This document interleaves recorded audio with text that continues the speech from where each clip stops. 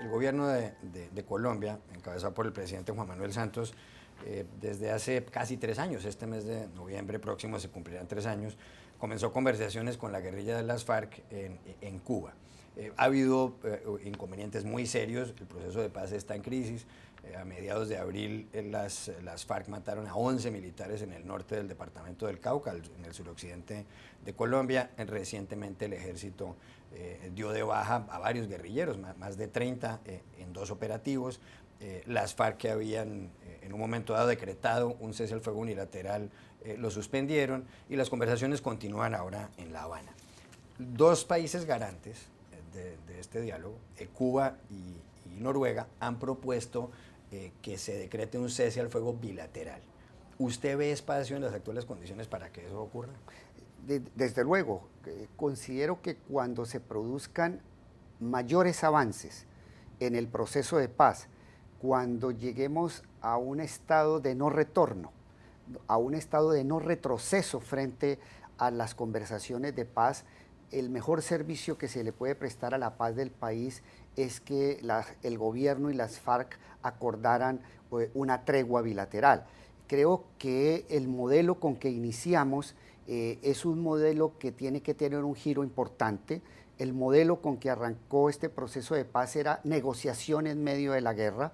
Era lógico en el momento en que se empezaron las negociaciones, porque todavía el Estado colombiano no tenía certeza acerca de la voluntad de paz de las FARC, pero después de 3 años de conversaciones y en medio de todas las dificultades, muchos colombianos creemos en la voluntad de paz de las FARC, y por lo tanto mantener un modelo de negociación en medio de la guerra hacia futuro, yo creo que haría muy frágil el proceso, y creo que sería conveniente en algún momento empezar a discutir muy seriamente la posibilidad de un cese al fuego bilateral. Usted dice que esa posibilidad debería discutirse cuando el proceso entre en un punto de no retorno.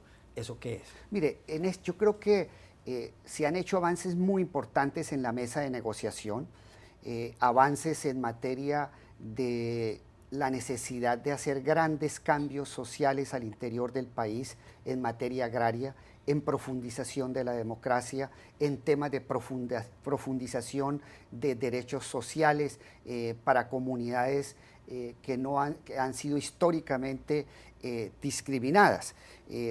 Pero creo que el próximo semestre vamos a entrar en el núcleo central de la negociación, y ese núcleo central es el diseño y los acuerdos sobre cómo debe ser la justicia transicional frente a la insurgencia y frente a las FARC.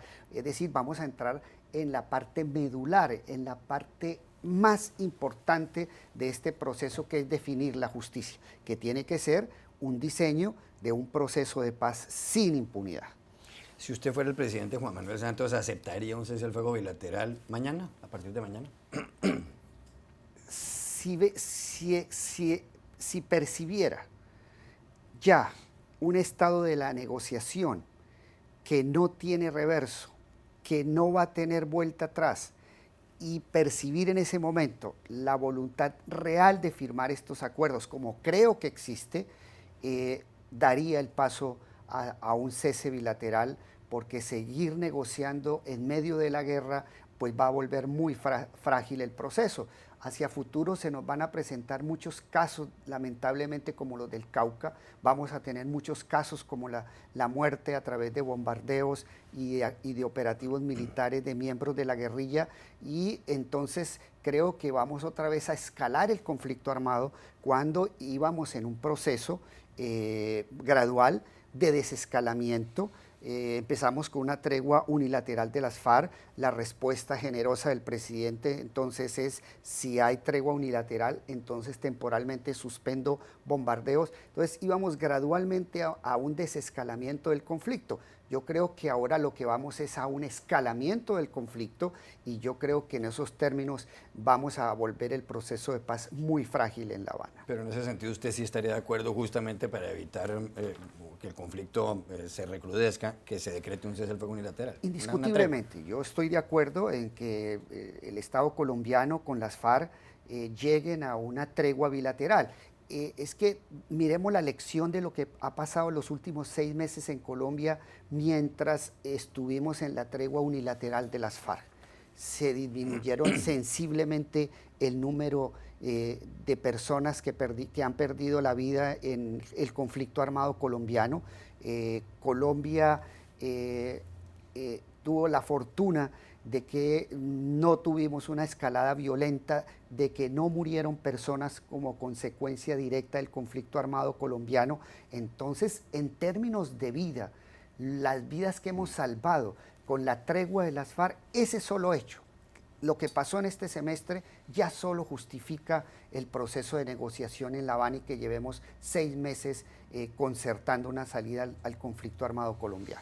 Se ha planteado la creación de un gran tribunal para juzgar los grandes crímenes de las FARC. ¿Usted cree que eso debería ponerse en marcha, que esa iniciativa debería traducirse en una realidad? Desde luego, uno de los elementos fundamentales de este proceso de paz es que tiene que construirse en medio de la justicia, que tiene que ser un proceso de paz sin impunidad, un proceso en el cual los máximos responsables de las más graves violaciones a los derechos humanos tienen que ser llevados a juicio, la justicia tiene que imponer las penas correspondientes, pero podemos mirar las experiencias extranjeras. En procesos de paz relativamente recientes se han utilizado, por ejemplo, tribunales mixtos con presencia de nacionales, pero también de jueces extranjeros, y creo que sería necesario, en caso de la firma de un acuerdo de paz, un tribunal que puede ser un tribunal mixto y que se encargara de juzgar y de fallar todos los casos del conflicto armado colombiano. ¿Cuántos años cree usted que tardaría un tribunal de esos cerrando todas las causas? Porque pueden ser varios. Mire, es fundamental en este proceso de paz que al finalizar el proceso, los actores del conflicto tengan seguridad jurídica. Nosotros tenemos que buscar un modelo razonable, que no debe ser de leyes de punto final, que no debe ser un modelo basado en amnistías incondicionales, pero sí un modelo que permita, una vez proferidas las sentencias, que exista un cierre definitivo de todos los procesos. Es decir, que una vez juzgadas las grandes situaciones, las más graves violaciones a los derechos humanos por parte de las FARC y condenados los máximos responsables, tiene que existir un cierre definitivo hacia futuro y tiene que existir un tribunal que asuma la competencia de estos casos y de todos los demás casos que hacia futuro se presenten como situaciones de graves violaciones a derechos humanos que hay que investigar, y yo calcularía que es un tribunal que tendría que funcionar una década para que realizara todos los juzgamientos y además hiciera un cierre definitivo, no solamente frente a las FARC, sino frente a otros actores del conflicto, porque aquí tenemos un modelo de justicia transicional donde también van a entrar los miembros de la fuerza pública, donde también va a entrar el entorno del paramilitarismo, es decir, las personas que financiaron el paramilitarismo, los políticos que ayudaron el paramilitarismo, los militares que ayudaron el paramilitarismo. Entonces estamos hablando de un universo muy grande de investigaciones y juzgamientos, y yo diría que esto nos va a llevar a los colombianos al menos una década.